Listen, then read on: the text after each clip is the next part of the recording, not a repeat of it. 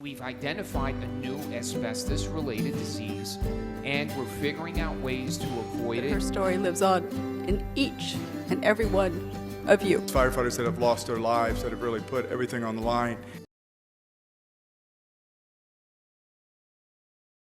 Good afternoon. My name is Cameron Von St. James, and my speech today is Caregivers Unite, where I'd like to offer some tips and personal observations about how to be an effective caregiver and how to use technology to expand and engage your support network. I'd like to start off with a brief introduction, a little background, and a little bit of my history. I'm actually known in this community first and foremost as the husband of Heather Von St. James. 9-year mesothelioma survivor, fellow warrior, and one heck of an inspiration to many. Like Heather, I'm active in the community, writing, blogging, and speaking about our experience. Where Heather takes the role as a patient advocate, I write, speak, and blog about my experience as a caregiver. I have been a caregiver 3 times, at least, starting in the mid-1990s when I moved home from college to take care of my ailing father, whose health was deteriorating due to Alzheimer's and then Parkinson's. Most recently on New Year's Day of this year, where my mother had a stroke and had some cognitive and speech issues, and of course when my wife Heather was diagnosed with mesothelioma.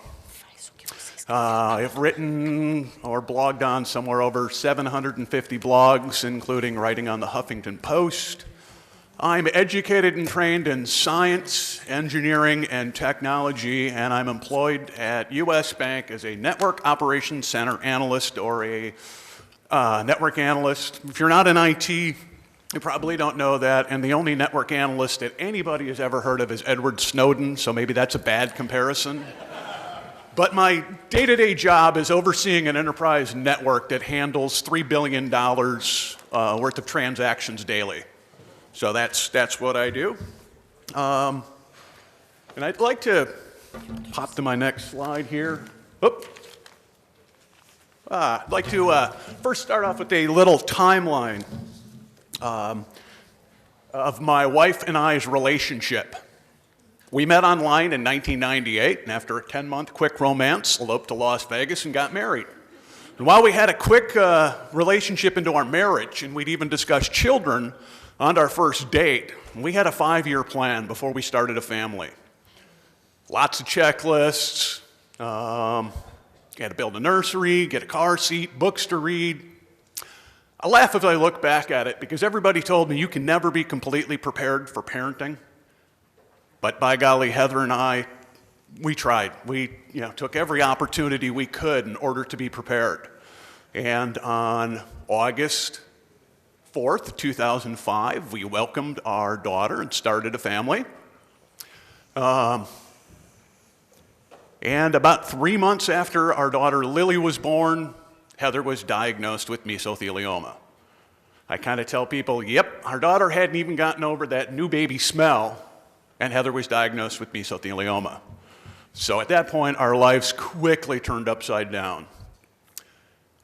We ended up taking a couple trips out to Boston, once for a follow-up after the original diagnosis, and then early in 2006, we went back out. Heather had an extrapleural pneumonectomy.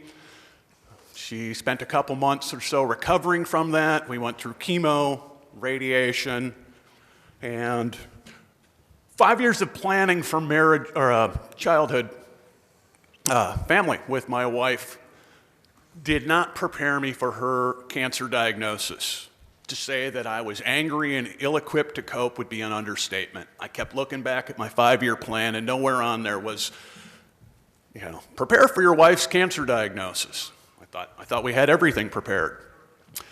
And I had a really difficult time dealing with the diagnosis. I was stuck on anger. If you go through those stages of denial, for me it was just anger, anger, anger. I found myself thinking, wait a minute, we spent 5 years planning for a family. This shouldn't happen. I thought I did everything right. And the unfortunate part about anger is it pushes everybody away. So as a caregiver, everybody that was trying to approach and help me, all I was angry and pushed them away. And I think we got really lucky because we were around enough people who were trained and educated that they understood that I was, having a difficult time dealing with the diagnosis, and my anger didn't push them away.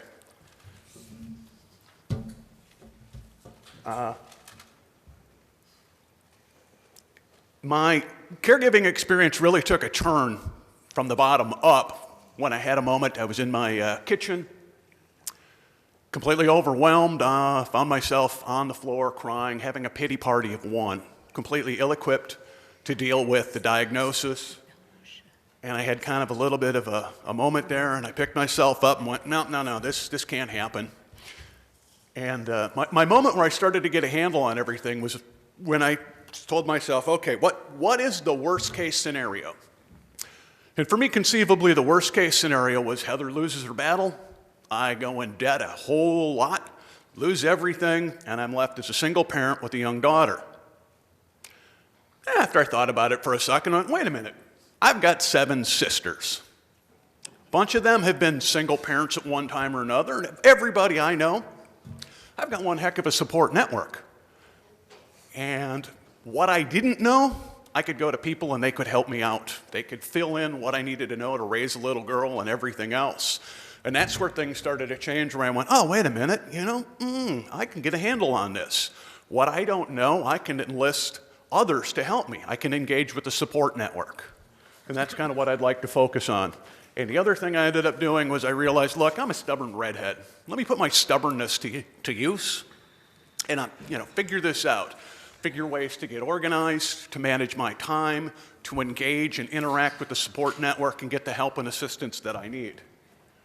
What I learned, life as a caregiver is absolutely tough and brutal. You take a complete full life with work, social engagements, relationships, and then you cram caregiving on top of it, and it trumps everything. It's chaotic, it's dynamic, it's demanding, and it's incredibly tough. And the other thing you have to realize is the wisdom of what you do and don't have influence over. I think I started off the first couple months trying to control everything that I couldn't control and not being able to prioritize what I needed to deal with first, what I had control with, and then letting those things go that I had no control over. When Heather was diagnosed, I had a laptop and we spent a couple weeks in Boston, and then after surgery, Heather had gone to South Dakota to be with her parents to recover. And it was too difficult for me to try and take care of our daughter. And so our daughter went and stayed with family. And back in the day, there was only one coffee shop around the hospital where I could find a Wi-Fi signal. And that's not the case anymore. It's everywhere. And technology can be an incredibly powerful tool for a caregiver. We are live streaming this across the globe. I'm sure there's people that are tweeting, using Facebook, other forms of social media in order to engage and communicate. And it's vastly changed over the years. Technology has infiltrated every aspect of our life. And as a caregiver, it can be a very powerful tool. One of the, there's a couple bigger trends in technology, ever so briefly as I go over them. Crowdsourcing. I have a friend who wanted to do a conference similar to this. And what she did is put a crowdsourcing page up and shared it on Facebook, asked her friends to retweet, to share the information, managed to raise enough money so she could go and go to the conference. Some of the other changes, like when Heather and I were out, we basically had email and photographs. You didn't have a camera in your phone. You didn't have the ability to take a video or even just hold your phone up and say, put a post on Facebook. Hey, I'm having a tough time as a caregiver and I need people to, help me out.